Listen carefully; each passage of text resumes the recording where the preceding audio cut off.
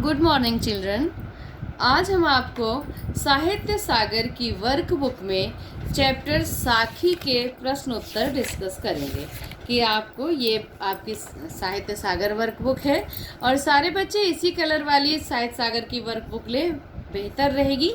इसमें प्रश्न बहुत अच्छे दिए गए हैं, इसलिए कह रहे हैं। ये साखी चैप्टर का एक्सरसाइज है। यहाँ पर पहली एक साखी, गुरु गोविंद दो खड़े काके लागू पाए, बलिहारी गुरु आपने जिन गोविंद दियो बताए। ये साखी है पहली। उसका पहला प्रश्न है, प्रस्तुत दोहे के लेखक का नाम लिखिए। बच्चों, आपको प्रश्नों के उत्तर किस तरह लिखने हैं ये आपको ध्यान से देखना है। इस दोहे के लेखक का नाम, तो ये चैप्टर किसका लिखा हुआ है? कबीरदास जी का। यहाँ पर आप कबीरदास जी का नाम लिख दीजिए। निर्गुण निराकार ब्रह्म के उपासक कबीरदास जी इस दोहे के लेखक हैं। और फिर अगला यहाँ पर प्रश्न का आधा भाग है, इन्होंने अपने दोहों के माध्यम से समाज को क्या सीख दी है। कबीरदास जी ने अपने दोहों से समाज को क्या सिखाया है? समाज को नैतिकता की शिक्षा दी है, सत्य के मार्ग पर चलने की शिक्षा दी है।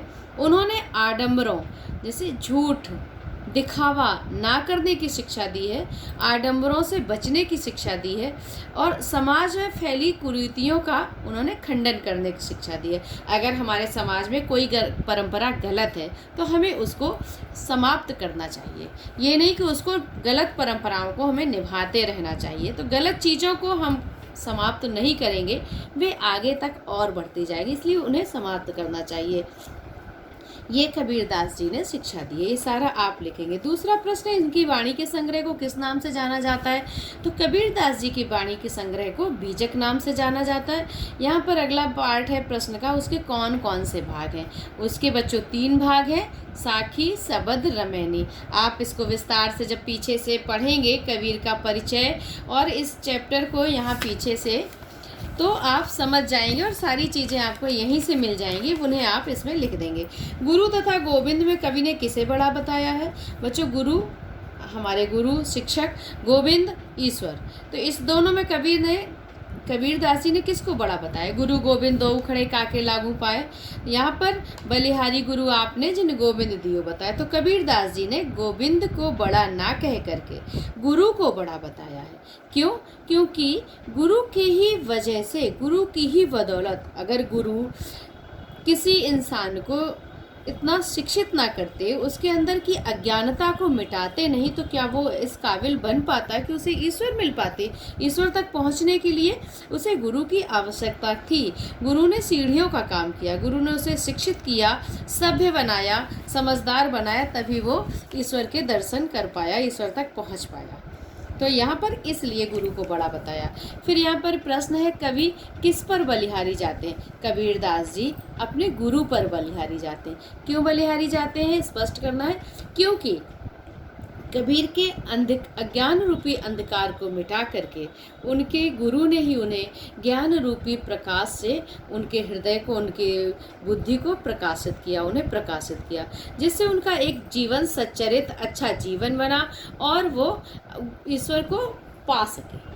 तो कबीरदास जी अपने गुरु पर ही बलिहारी जाते। अगर उन्हें गुरु शिक्षा न देते, गुरु उन्हें भगवान के तक पहुंचने का मार्ग न बताते, तो क्या वो कभी भगवान तक पहुंच पाते? मान लीजिए आपको कोई कहीं जाने की, मान लो आपको दिल्ली जाना है, दिल्ली का रास्ता नहीं पता, तो आप कहीं भी भटकते रहेंगे। यदि कोई व्यक्ति उसी समय आपको रास्ता बता दे, मार्ग सुझा दे और साधन भी बता दे, तो आप तुरंत पहुँच जाते हैं। इसलिए तो पहुँच गए, इसमें आपकी नहीं बल्कि वहाँ कैसे पहुँचे, किसकी वजह से पहुंचे, उसको थैंक्स बोलते हो ना, धन्यवाद देते हो। तो ऐसे ही गुरु कबीरदास जी अपने गुरु पर बलिहारी जा रहे हैं। ये आपको यहाँ पर लिखना।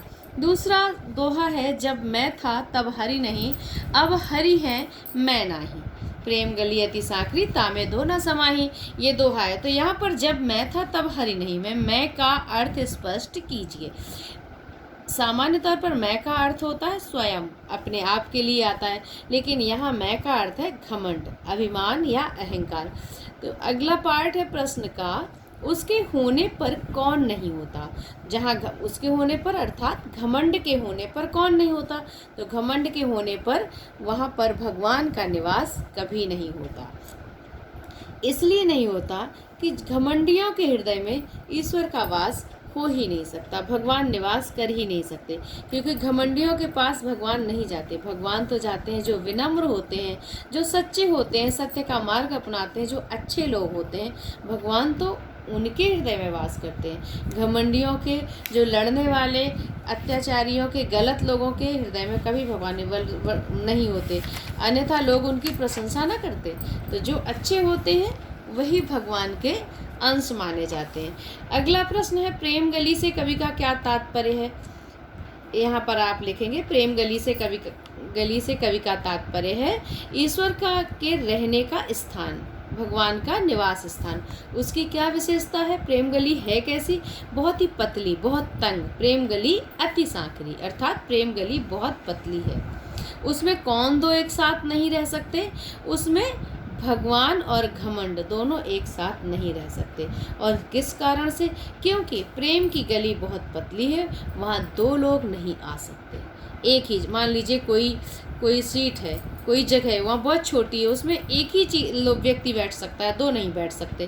तो ऐसे ही है कि प्रेम की गली, भगवान के रहने की जो जगह है वो बहुत पतली है। हमारा हृदय में जो स्थान है ईश्वर का वो बहुत पतला। अगर उसमें घमंड पहुँच जाता है तो घमंड ही रहेगा, भगवान नहीं, और भगवान रहते हैं तो घमंड नहीं। इसको आप ऐसे समझा देंगे। सांकरी शब्द का अर्थ हमने बताया, पतला या तंग, पतली या तंग। तो इसे अपने वाक्य में प्रयोग कर देना है। उसके पश्चात है, सात समंद से कवि का क्या तात्पर्य है? सात समंद अर्थात सात समुद्र। ठीक, उसको समझा दीजिए। सात समुद्र, और सात समुद्रों का वर्णन किस लिए आया है? अगर आ जाए तो सात समुद्रों का वर्णन आया है भगवान के गुणों को लिखने के लिए, स्याही बनाने के लिए। तो ये आप यहाँ पर समझा दीजिए। फिर आया, कांकर पाथर जोड़कर मस्जिद लई बनाए। ये तीसरी साखी, तीसरा दोहा है, कांकर पाथर जोड़कर मस्जिद लई बनाए। और यहाँ से दूसरा है कि पाहन पूजे हरि मिले तो मैं पूजू पहाड़, ताते ये चाकी भली जो पीस खाए संसार। ये दोनों दोहे हैं, एक मुसलमानों पर व्यंग किया गया है और दूसरा हिंदुओं पर। कबीरदास जी के जीवन के विषय में 5 पंक्तियां लिखनी। तो यहाँ पर आप कबीर के जीवन परिचय को पढ़ेंगे, उससे 5 वाक्य लिख देंगे। दूसरा प्रश्न है, कवि मुसलमानों द्वारा मस्जिद में जोर जोर से अजान पढ़ने का विरोध किस प्रकार करते हैं? इस प्रश्न को लिखेंगे कि कांकर पाथर जोड़कर मस्जिद लई बनाए, ऊपर का जो दोहा है उससे, ताचड़ मुल्ला बांग दे क्या बहरा हुआ खुदाए। तो कबीरदास जी ने मुसलमानों के द्वारा मस्जिदों में जोर जोर से अजान पढ़ने का विरोध करते हुए कहा है कि मुसलमान लोग जो अपने भगवान को, अपने खुदा को खुदा को मनाने के लिए, उनको प्रसन्न करने के लिए जो प्रार्थना करते हैं जोर जोर से बोल करके, चीख कर, चिल्ला कर, तो क्या वो ये नहीं समझते कि भगवान उसी मस्जिद में, उन्हीं के पास में है, भगवान के ही पास, खुदा के पास बैठ करके इतना जोर जोर चिल्लाने की क्या आवश्यकता है? जब आप अपने मित्र के पास आमने सामने बैठे होते हैं तो क्या उसे जोर जोर से बुलाते हैं, चिल्ला करके? नहीं ना। इसीलिए तो कबीरदास जी कहते हैं कि जब उनका खुदा उनके सामने बैठा है तो उसे इतनी जोर से आवाज़ लगा कर क्यों बुलाते, जैसे वो बहुत दूर हो? तो क्या उनका खुदा बहरा है जो पास में उसी व्यक्ति को जोर से बुलाया जाता है? जो बहरा हो सुने ना बेटा। इसलिए वो कह रहे हैं कि इतनी जोर से क्यों बुला रहे हैं, क्या उनका खुदा बहरा है? यहाँ पर वो ये कह रहे हैं, बल्कि ईश्वर तो हर जगह मौजूद है, कण कण में विद्यमान है, हर इस जगह पर वो है। तो अगर हम ये मानते हैं कि हमारा भगवान, हमारा खुदा हर जगह है, तो हमें उसे जोर से बुलाने की नहीं, बल्कि शांत भाव से, सच्चे दिल से पुकारने की आवश्यकता होती है। वो तो हमारी प्रार्थना सुनते हैं।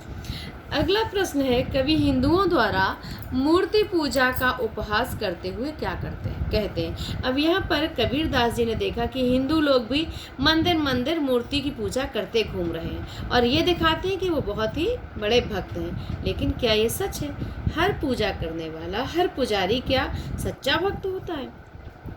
ये जरूरी नहीं है। कितने सच्चे भक्त ऐसे होते हैं, हमारे इतिहास में ऐसे भक्त हुए जो कभी मंदिर नहीं गए, उन्होंने कुछ नहीं, अपने दैनिक जो उनकी दिनचर्या है उसको करते हुए और भगवान को पा लिया। और कितने लोग ऐसे हैं जो ऋषि मुनि तपस्वी, वो तक भगवान को नहीं पा पाए। तो यहाँ पर कभी उसी बात को कह रहे हैं कि हमें मूर्ति पूजा करके भगवान मिल जाए ये निश्चित नहीं है, ये तो हम दिखा रहे हैं लोगों को। तो कबीरदास जी हमें यही शिक्षा देते हैं कि हमें जो गलत तरीके हैं, जो हम आडंबर करते हैं, दिखाते हैं, वो हमें नहीं करना चाहिए। हमें तो सत्य का मार्ग अपनाना चाहिए, हमें वास्तव में भक्त होना चाहिए, दिखावे का भक्त नहीं होना चाहिए। उन्होंने उसका उपहास करते हुए कहा है कि जो हिंदू अगर पत्थर की मूर्ति में भगवान को मानते हैं और उसमें सच में भगवान होते हैं, तो फिर मैं पहाड़ पूज लेता हूँ, हमें तो और बड़े भगवान मिल जाएंगे और फिर मेरी बहुत सारी मन्नत पूरी हो जाएगी। फिर वो सोचते कि अरे छोड़ो, भगवान जब भगवान पत्थर में ही है तो हम अपने घर की चक्की ही पूज लें, चक्की की पूजा कर लें, जो हमारे काम आती है और जिसके पिसे हुए आटे से हमारा पेट भरता है, उसकी पूजा करें ना। भगवान कृष्ण ने भी तो गोवर्धन की पूजा करवाई थी, उन्होंने इंद्र की नहीं करवाई, क्योंकि इंद्र हमें क्या दे रहे हैं, गोवर्धन तो हमें हमारी रक्षा कर रहे हैं, हम उनकी पूजा करें, इंद्र को हम क्यों दें पूजा करें और उनको टैक्स दें। इसीलिए यही सब है कि हम यहाँ पर यही कबीरदास जी कहना चाह रहे हैं कि हमें दिखावा ना करके हमें सच्चाई का जीवन जीना चाहिए, हमें जो आडंबर है उनमें नहीं पड़ना चाहिए। अगला प्रश्न है बेटा, कवि ने हिंदुओं तथा मुसलमानों को अपने दोहों द्वारा क्या संदेश दिया है? आप यहाँ पर लिख सकते हैं कि उन्होंने एक सही मार्ग पर चलने का, जो समाज में आडंबर फैले हुए हैं उनका खंडन करने का, खंडन मीन्स उनका विरोध करने का, उन्हें मिटाने का संदेश दिया है कि ये हम अपने अपने धर्म को श्रेष्ठ बताएं और एक दूसरे के धर्म को नीचा दिखाएं, ये गलत है। हमें तो अपने धर्म का सच्चा धर्म को मानने वाला वही व्यक्ति होता है जो दूसरे के धर्म को भी सम्मान की दृष्टि से देखे। तो उन्होंने यही सिखाया है कि हमें आपस में मेलजोल के साथ रहना चाहिए और सच्चाई का मार्ग अपनाना चाहिए, मानवता का मार्ग अपनाना चाहिए, सभी की मदद सहयोग करनी चाहिए। यहाँ पर चौथा दोहा है, सात समंद की मसी करो। इस दोहे में आप पीछे से पढ़ेंगे, सात समंद की मसी करो, लेखन सब बन राय, और सब धरती कागज करो, हरिगुण लिखा न जाए।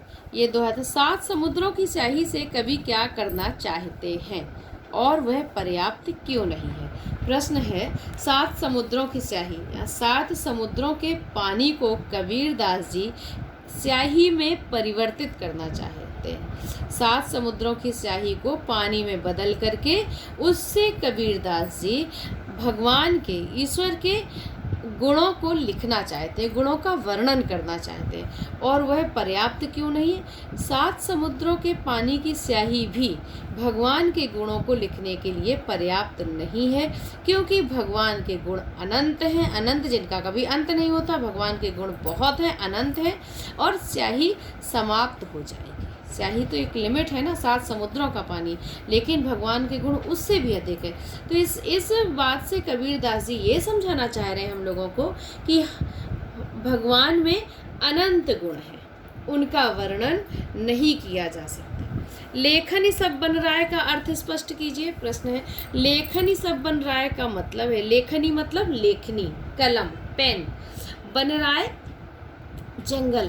तो धरती पर जितने भी जंगल हैं, सारे जंगलों की लकड़ियों को कलम बना दिया जाए, लेखनी बना दी जाए, ये इसका अर्थ है। सारे जंगलों के पृथ्वी पर जितने भी जंगल हैं, जितने पेड़ हैं, उन सब की लकड़ी से कलम बना दी जाए। किस लिए? भगवान के गुणों को लिखने के लिए, भगवान के गुणों का वर्णन करने के लिए। अगला प्रश्न है, कवि ने कागज के रूप में किस वस्तु की कल्पना की है? कागज और लेखनी से कवि क्या करना चाहते? यहाँ पर कवि ने कागज के रूप में किस वस्तु की कल्पना की थी? धरती की, पृथ्वी की, क्योंकि और कोई कागज उन्हें पूरा नहीं पड़ेगा। एक पूरे समस्त धरती, जितनी भी जहाँ तक धरती गई है, उस सारी धरती को कबीरदास जी ने सोचा कि यदि हम इस पूरी धरती को पेपर, कागज के रूप में समझ लें, कागज बना लें, और कागज और लेखनी से कवि क्या करना चाहते हैं? कागज और लेखनी किसकी बना रहे हैं? सारे पेड़ों की लकड़ी से, जितने भी जंगल हैं उनमें पेड़ हैं, उन सारे पेड़ों की लकड़ी से कवि कलम बना लें। उस कलम और कागज पर वे क्या करना चाहते हैं? वे भगवान के गुणों का वर्णन करना चाहते हैं। ये आप प्रश्न का उत्तर यहाँ लिखेंगे। फिर आया, सात समझ से कवि का क्या तात्पर्य है? सात समंद अर्थात 7 समुद्र। यहाँ पर 7 समंद से कवि का तात्पर्य है 7 समुद्रों से। उन 7 समुद्रों के पानी को स्याही में बदल करके कबीरदास जी भगवान के गुणों का, भगवान के अनंत गुणों का वर्णन करना चाहते हैं, परंतु फिर भी वे ये जानते हैं कि भगवान के गुण अनंत हैं। इन सारी वस्तुओं की एक सीमा है, इनसे ये समाप्त हो जाएंगी, पर भगवान के गुणों का वर्णन पूरा नहीं हो पाएगा। इस प्रकार बच्चों, ये सारे प्रश्नों के उत्तर आपको अपनी वर्कबुक में ऐसे पूरे करने हैं। तो ये एक चैप्टर के प्रश्नोत्तर आज पूरे हो गए। आप लोग सब लिखिए। पाठ के आरंभ में यहाँ पर कवि का जीवन परिचय दिया होता है, उसको ध्यान से पढ़िए। और ये यहाँ पर आप ये जीवन शैली ये पढ़ेंगे। इसको पढ़ने के बाद आप फिर इधर और पढ़िए, और इनकी व्याख्याएं जिन्हें हमने समझाई थी समझ में आ गई हैं, ठीक है। चाहे तो एक बार इससे पढ़ लें, लेकिन हमने जो समझाया उसे ध्यान से समझें, और उसके बाद आप प्रश्नोत्तरों को इस वर्कबुक में यहाँ पर फिल कर लें, सारे प्रश्नोत्तर। इस प्रकार आपका ये चैप्टर तैयार। अगले वीडियो में हम फिर जो हमने लैंग्वेज का काम कराया था उसके भी हम, जब लैंग्वेज का टर्न आएगा लास्ट सप्ताह का अंतिम दिन, तब करा देंगे। अभी हम गिरधर की कुंडलियों के भी अगले वीडियो में गिरधर की कुंडलियों के प्रश्नोत्तर डिस्कस कर लेंगे, जिससे ये दोनों चैप्टर हमारे कंप्लीट हो जाएंगे। ठीक है बेटा, थैंक यू। अब आप लोग पूरा करके रखिए काम। ओके।